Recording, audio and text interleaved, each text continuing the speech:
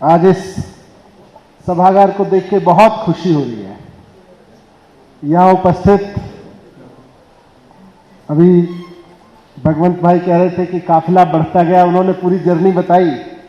मैं पिछले कई महीनों से हिमाचल लगातार आ रहा हूं और मैं देख रहा हूं कि अब शायद शिमला में इतना बड़ा हॉल नहीं बचा है कि आम आदमी पार्टी के कुनबे को इकट्ठा कर सके। हॉल के बाहर का एक लॉन, हॉल के बाहर का दूसरा लॉन, सब भरा हुआ है। तो मैं अपनी बात औपचारिक रूप से शुरू करूं उसके पहले हिमाचल की पूरी टीम को बहुत बहुत बधाई देना चाहता हूं, इस पूरे परिवार को इतनी तेजी से आगे बढ़ाने के लिए।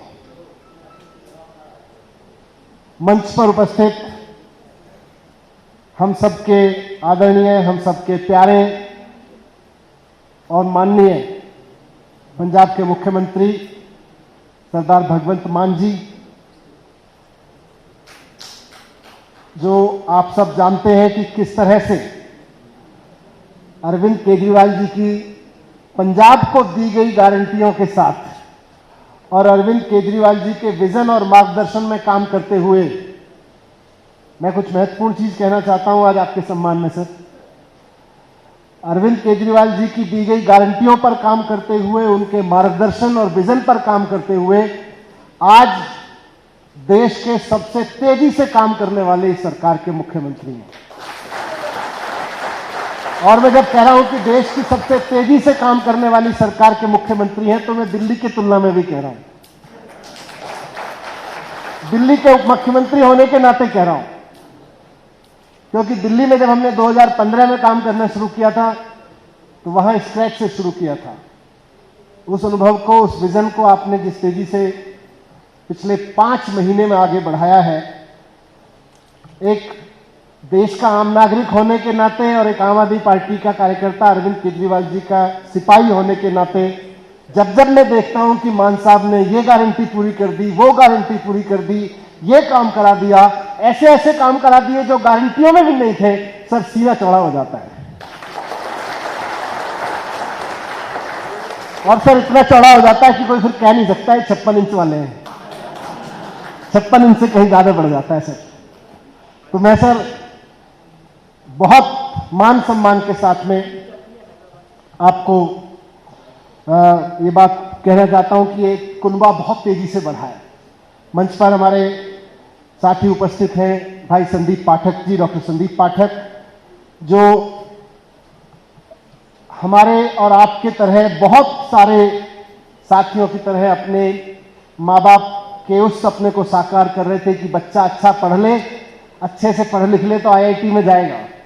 ये आईआईटी में तो गए, आईआईटी में पढ़ाने के लिए भी चले गए,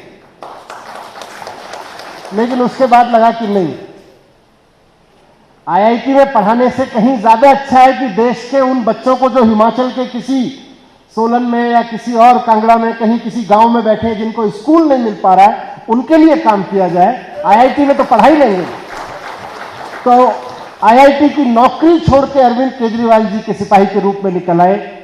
मंच पे हमारे साथ वो भी बैठे हुए हैं।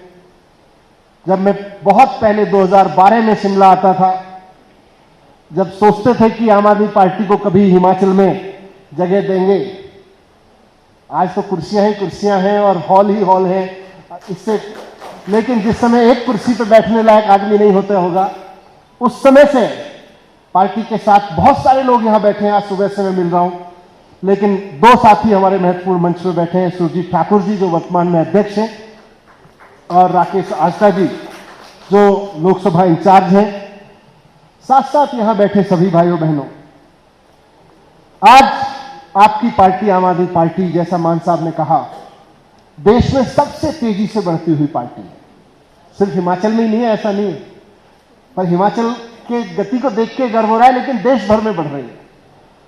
2012 में स्थापित हुई, 2013 में पहली सरकार बनी, 2015 में दोबारा सरकार बन गई, आते आते आज आपके पास में 2 राज्यों में सरकार है और बहुत शानदार गर्व करने वाली सरकार है। आज आपके पास में गोवा में एमएलए है, आज आपके पास में मैं सोच रहा था भी कौन कौन से राज्यों में हम बढ़ गए। कई राज्य ऐसे हैं जहां पे कर्नाटक से लेके चंडीगढ़ में है, कर्नाटक में है, आपके मध्य प्रदेश में अभी एक मेयर आपके पास में है, यूपी, गुजरात, असम, इन सब में पार्षद आपके लगातार जीतते जा रहे हैं नगर निगम के उसमें। तो बहुत तेजी से आप लोग बढ़ रहे हैं, बहुत तेजी से पूरी पार्टी बढ़ रही है। मैं उसके लिए भी सबको बहुत बधाई देके आज के मूल विषय पर आता हूं, जो जिसका निर्देश मुझको और भाई भगवंत मान जी को देके अरविंद केजरीवाल जी ने यहां भेजा है। बहुत बार मैं भी आया, पिछली बार भी शिक्षा पे बात की, हिमाचल के अलग अलग कोने में अरविंद केजरीवाल जी भी गए, मैं भी गया, मान साहब भी बहुत जगह गए, अपने अपने कार्यकर्ता हर जगह से आते हैं। हर जगह से एक सवाल सुनने को मिलता है और आज उस सवाल की को 5-6 लोगों ने जो बोला उसमें भी निकल के आई कि साहब हिमाचल में एजुकेशन पे काम करोगे क्या? हिमाचल में एजुकेशन पे काम हो सकता है क्या? क्या ये सपना ही रहेगा कि हिमाचल में शानदार एजुकेशन हो, या इस पे कभी काम भी हो सकता है?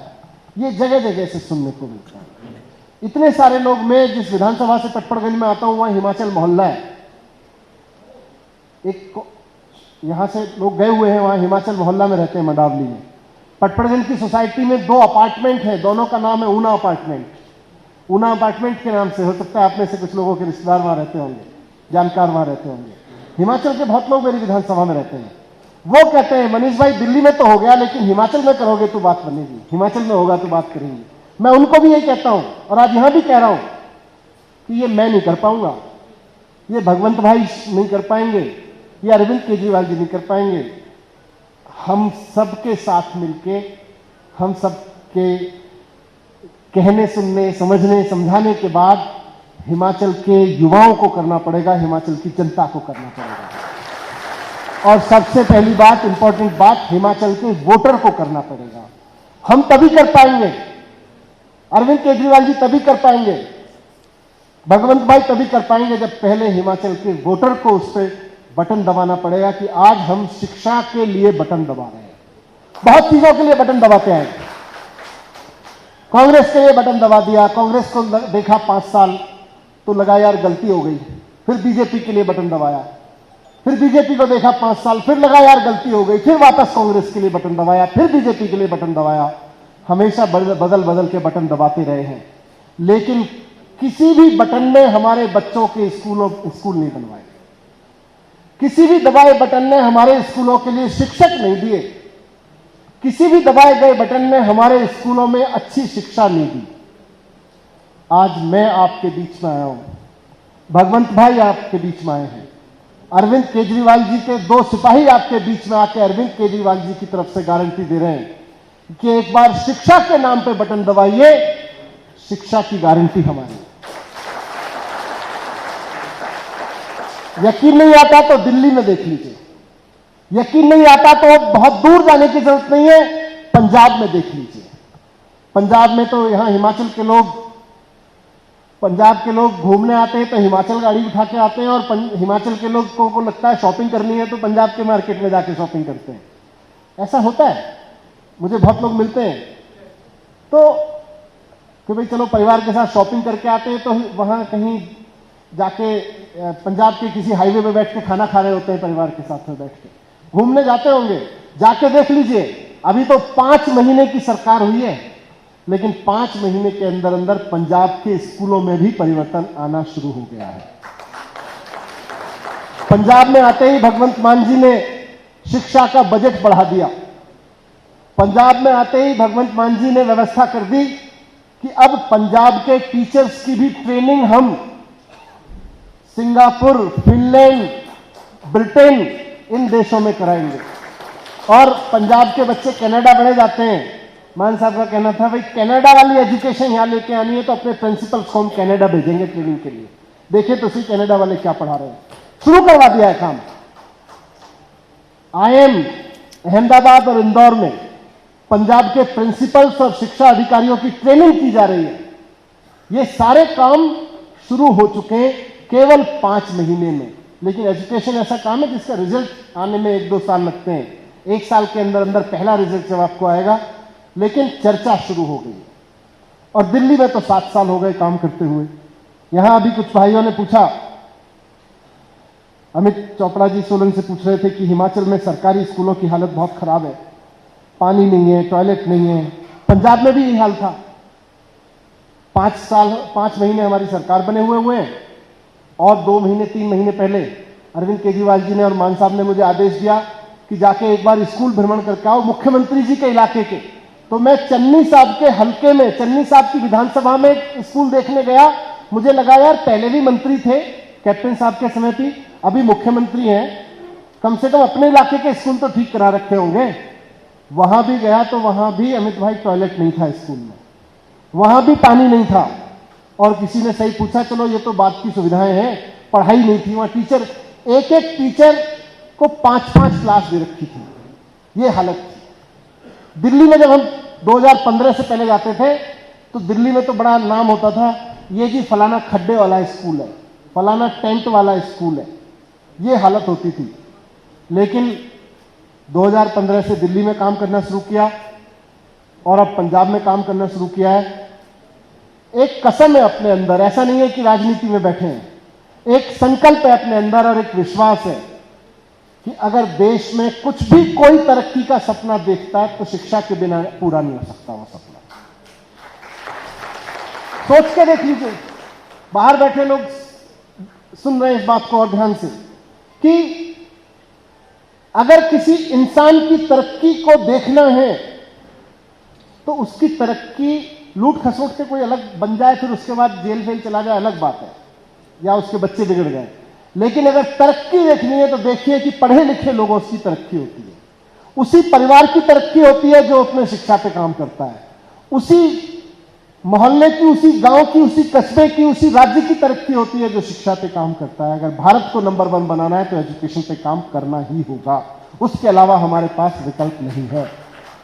तरक्की का, प्रगति का, विकसित देश बनाने का एकमात्र राजमार्ग शिक्षा से होके जाता है।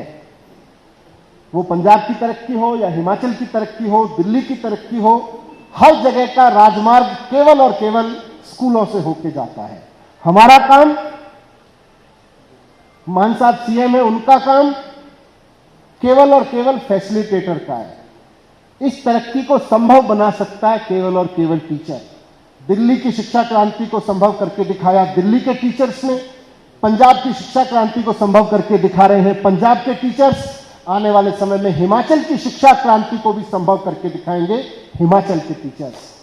फर्क सिर्फ इतना लाना है, फर्क सिर्फ इतना लाना है कि उन टीचर्स को पढ़ाने दिया जाए। जैसा अभी किसी साथी ने कहा, उनसे सर्वे कराते रहते हैं, उनसे जनसंख्या का रजिस्टर भरवाते रहते हैं। पंजाब में सर ने जाके किया, हमने 2015 में दिल्ली में कर दिया था कि टीचर्स को स्कूल के बाहर के काम नहीं कराए जाएंगे। कोविड का एक्सेप्शन अलग है, कोविड में तो हर आदमी हर कुछ कर रहा था, लेकिन उसके अलावा 2015 के बाद से दिल्ली के टीचर्स शिक्षा के अलावा, स्कूल के अलावा कोई काम नहीं करते हैं।